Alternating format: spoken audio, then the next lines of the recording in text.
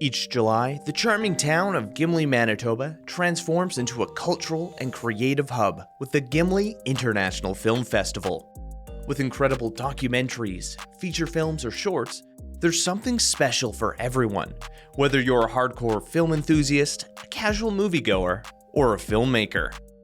Join us in the studio with Teya Zuzek to get the inside scoop on everything happening at the 24th Gimli International Film Festival. Let's get into it. Thank you for having me. I'm so excited to be here.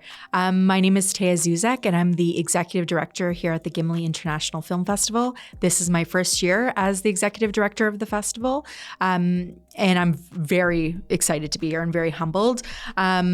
This is our 24th year, and like always, we have a variety of special events, special programming, celebrating the best in film within Manitoba, Canada, and globally.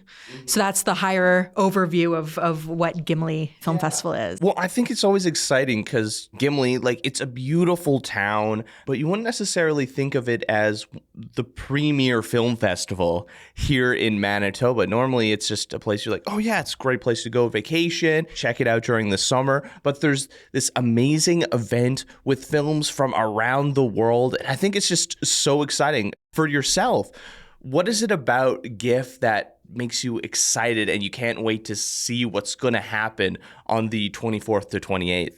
You're right. You've hit the nail on the head. Gimli is really sort of a vacation town, sleepy in the winter. And I think this festival really activates the town and shows its love for arts and culture. I'm really excited. I don't even know where to start. I'm really excited to see the whole thing through and see it for the first time live because I'm not originally from Manitoba. I moved to Gimli for this position. I think I'm really excited to see the patrons coming in for the events and also seeing the RBC Sunset Beach screenings happening, as well as our industry sessions and seeing what people get from those. So I'm just excited for the buzz and I'm excited for the whole event to take place. I think another cool part is, when you're thinking of films, a lot of people think of Vancouver or Toronto when they're making movies. But here in Manitoba, there are so many films being made. I mean, if you go out in Winnipeg, you'll see film sets and high-level actors coming here. And it's something you wouldn't expect out of Manitoba. And I think GIFF is just another crown of arts and culture here in Winnipeg and Manitoba. And it's just so much fun because you wouldn't expect Winnipeg to be this hub for arts, or I guess Manitoba as this hub for arts and culture. But if you just look, there's so many beautiful, amazing things and talented people here. Totally. Manitoba has such a great film industry. And I think considering everything else that's happening throughout Canada with film right now, I think Manitoba is really on the cusp of being a true epicenter of film. And I think that Gimli is a added value because Manitoba is also known throughout Canada as being a really beautiful nature spot. So I feel like it kind of combines those two and really brings the best of what Manitoba has to offer. Exactly. You get to go out to this beautiful community right on the lake, watch a ton of films, and then, experience that Manitoba wilderness as well. It's just a quick little short drive. There's tons of dirt roads that you can just go out, find a trail. I think there's cabins and things all over the place there. Yeah. So there's lots of cabins for rent, motels and hotels that you can stay at if you want to stay overnight. But being 50 minutes away from the city really has its value. You kind of you're able to step away from the city life for a day, experience high impact films, and then you can go back home at the end of the day if you don't want to stay over. So I don't know, it's really unique. I know last year, one of the things introduced was the shuttle service for people to get from Winnipeg to Gimli if they didn't have a mode of transportation. Is that something we're going to see again? Because, for events like this, it's important that as many people as possible can come out and see it, especially if someone doesn't necessarily have the resources to drive out. Totally. Accessibility is a big thing for us. So the shuttle does run every day of the festival. So it's a round trip fee of $20. If you're a pass holder, it's free. We just ask for you to reserve ahead of time. And there are two pickup locations, one on McPhillips and the other one one. I'm not quite sure where, but two parts in the city, and then it departs from Gimli at midnight. So you have time to watch the RBC Sunsets beach screening if you'd like, and then you're able to come back and have experienced a full day at the festival. Exactly. And then kind of touching on accessibility and just variety, the summits and the industry summits, the beach screenings, and the films themselves. There's a wide variety of different things there for every type of movie lover out there, whether it's someone who wants to get involved in the industry and learn, or someone who just enjoys films, or going out with the family for the sunset movies. Let's go through there. Why is this variety important, and what sort of things can people expect from this year? Yeah, I mean, it's really important because we want to support emerging filmmakers as well as establishing filmmakers.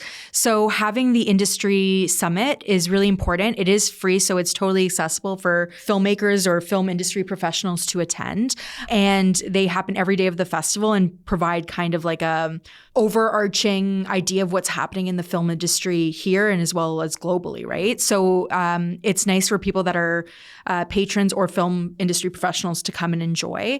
We're really lucky with our programming and our programming team, who are so awesome, because we, as a film festival, show, I think 70% of our films are Canadian, and we've reached gender parity as well in our program, as well as a focus on underserved and marginalized voices. So a lot of our films are diverse and promote diversity and inclusion, which is super important, especially since Manitoba and Canada in general is growing to be more diverse as the days go by.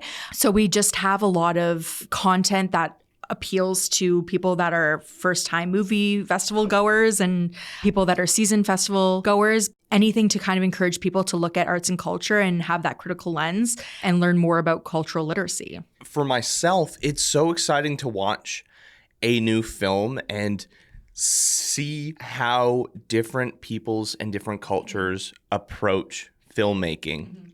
Watching a Chinese film just the other day and how they approach their like framing, cuts, everything, like how they act is so different from what we're used to in kind of Western film, particularly Hollywood.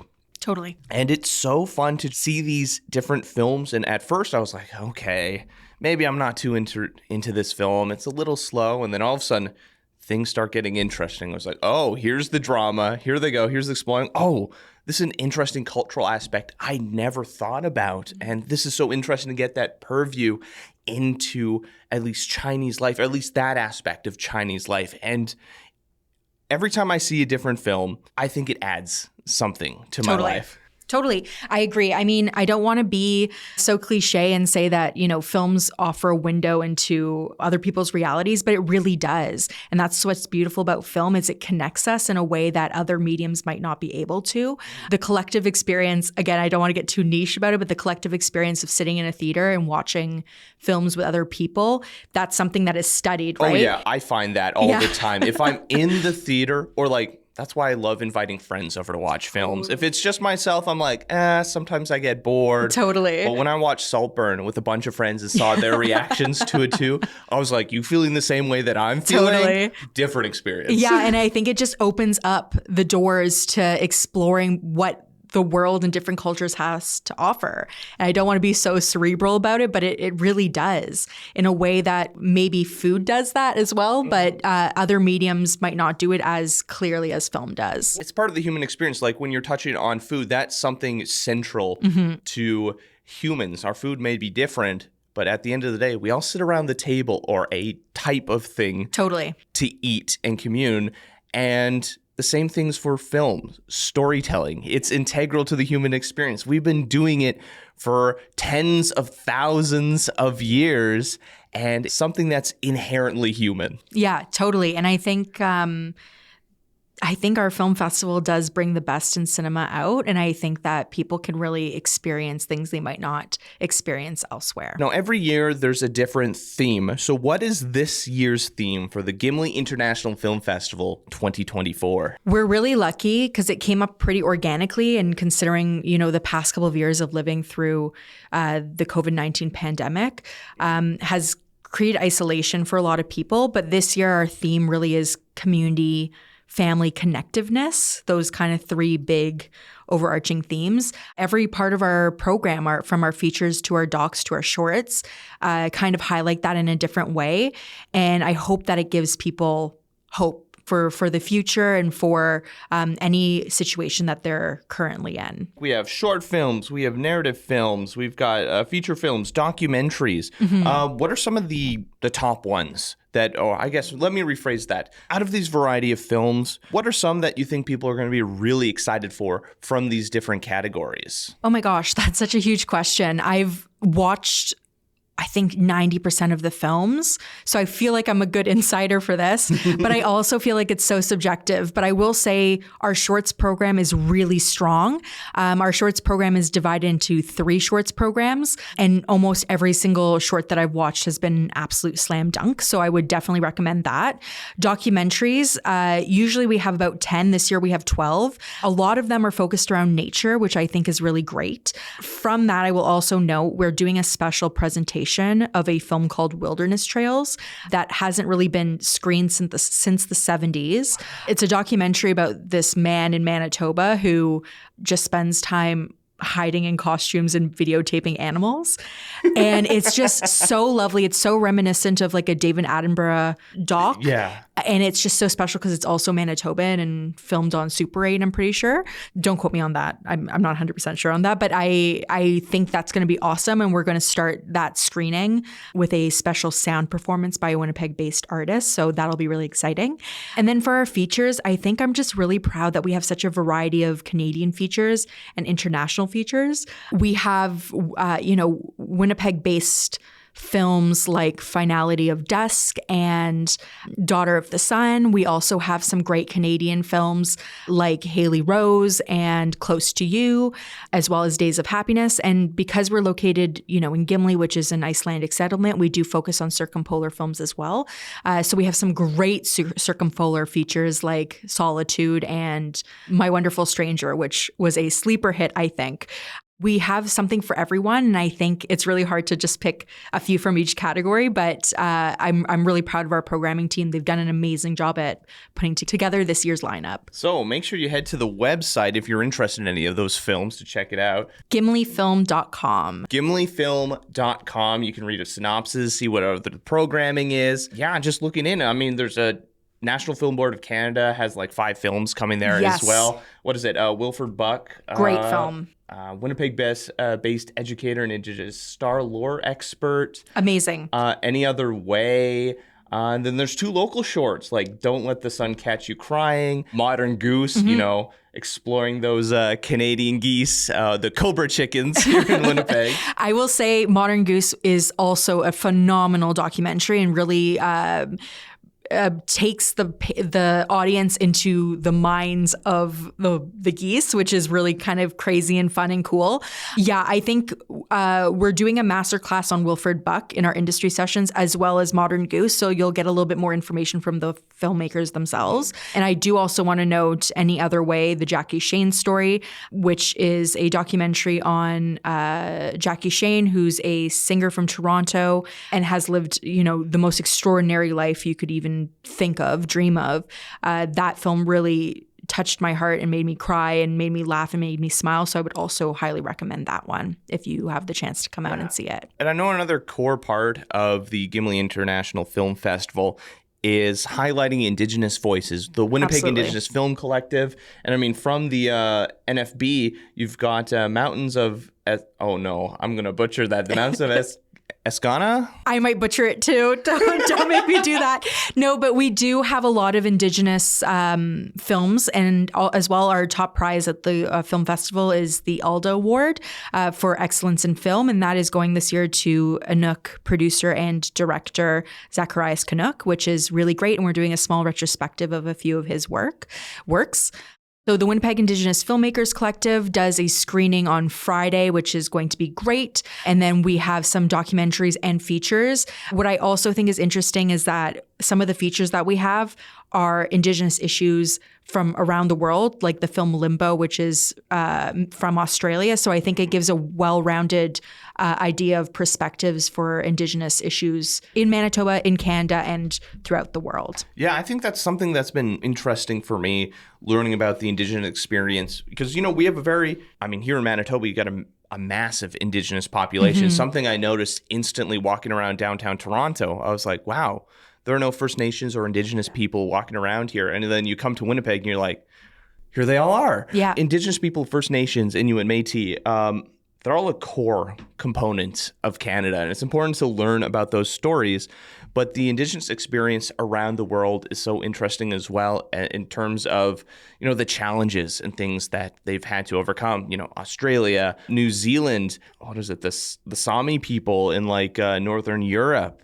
It's just interesting learning about the challenges they've had to overcome and kind of the similarities of people, the Indigenous peoples of the lands across the world as well. Yeah, and I'm really proud to be a part of a film festival. This is our 24th year, but we've always focused on marginalized voices as well as women-driven films. And I think it really creates a great perspective for patrons of issues that are happening throughout this province and throughout Canada. We do get sponsorship for that from the Morrow Family Fund, which is really, really nice to highlight those social justice pieces. It's almost bringing world issues to our doorstep here through film. Well, it's so easy to just not think about things that are going on because it doesn't affect you, like Israel-Palestine, like a huge issue that if you're not paying attention to it, feels like something that's not happening. So it's important to have those conversations, to be aware, and it can start something. It can start movements. It can make change. Totally.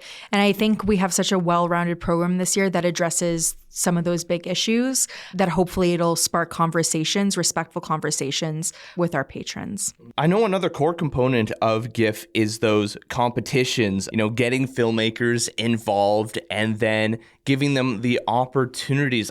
Is it the 48-hour one? I'm trying to remember correctly because, if people win one, they get to Okay, let me refresh. I know in the past there's been where they would propose a film, like a competition. Is that something we're going to see again this year? Yes. So that's our RBC emerging pitch competition where there's 5 contestants and they go before a jury and they pitch their idea.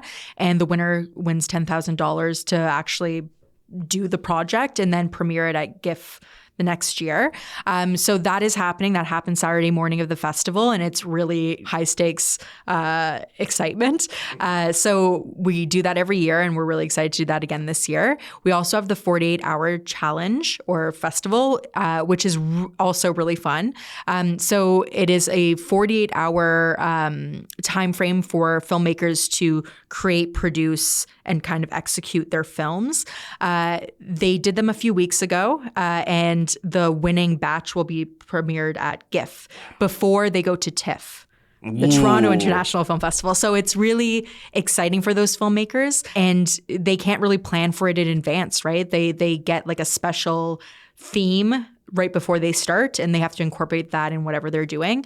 That I'm really looking forward to seeing how that pans out, just as much as the RBC $10,000 Emerging Filmmakers Pitch Competition. Who was the winner last year, and what is the film that we're going to be showcased this year? Yeah, so this year it is, the winner last year was Farrah Murdoch, and the film, I believe, is Regalia, and that is going to premiere this year. I know she's in production right now, so I'm really excited to see it. And it's an exciting opportunity for filmmakers to, kind of get their start. And we're here to support emerging filmmakers. I think that's so fun. You just have all these different categories. I mean, you've had highly established filmmakers and storytellers, and then you have people who are like, all right, let's go. Let's just throw an idea out there. What idea is good? And then it's let's make that film.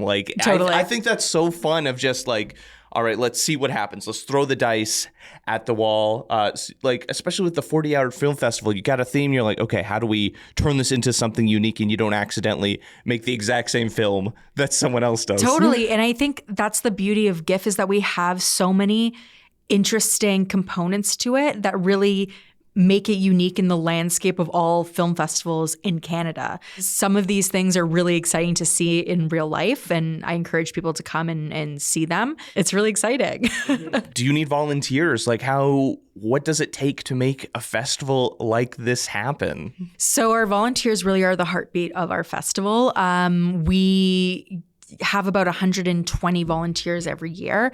And we're still, hoping to hit that mark. I think we have 100 right now. So if you want to volunteer, feel free to apply. You can find the application at gimlifilm.com. And we have everything from event operations to hospitality to venue coordination. It's really, we're here to find what skill set you bring and how it can work with our festival in a way. So if you do want to volunteer, we're still taking volunteer submissions, I think, until the 18th. And it's just another way to get involved. Not necessarily if you're a filmmaker, but if you're a filmmaker, tons of opportunities to connect and build connections to maybe help get ideas for your stories, or maybe even connect with someone to be part of a production. But for people in a community, it's an opportunity to be part of something big and just to help grow Gimli and the arts here in Manitoba. Yeah, and it's really nice because we have a lot of volunteers that come back year after year. So there's some of that institutional knowledge that gets passed around and people know what's happening and can support one another. But you're right, even if you aren't a filmmaker or you are, there's tons of opportunities to connect with others and just support the arts. We're really lucky here, again, in Manitoba to have such a thriving film community and arts community in general. So anybody who wants to get involved in it, maybe you can have your first steps at the Gimli International Film Festival. Exactly. Let's keep it going. Let's keep the excitement growing and allow the arts to thrive. Well, thank you so much for taking the time to chat with me about this amazing event happening July 24th to 28th. Just to summarize this event, what would you say to people of what is GIFF 2024? Oh my gosh, that's such a huge question. I think it's a celebration of film. It's really a celebration of film, and I want people to feel that energy and be able to come out and just celebrate what's happening in this province, in Canada, and internationally within film. So celebration would be kind of my go-to word for this. Amazing. And for people who want to get more information, whether they want to get involved or stay up to date with the programming and to get tickets and everything, where should they go? You can go to gimlifilm.com and everything is there. We just redid our website, so it's very exciting for us. And hopefully everything is clear cut. Awesome. I can't wait. Thank you, Ryan. Really appreciate being here today. Have any stories you'd like us to share or communities we should highlight? Leave a comment on our social media or reach out to us on our website. I'm Ryan Funk. This was You Talk, and have yourself a good one.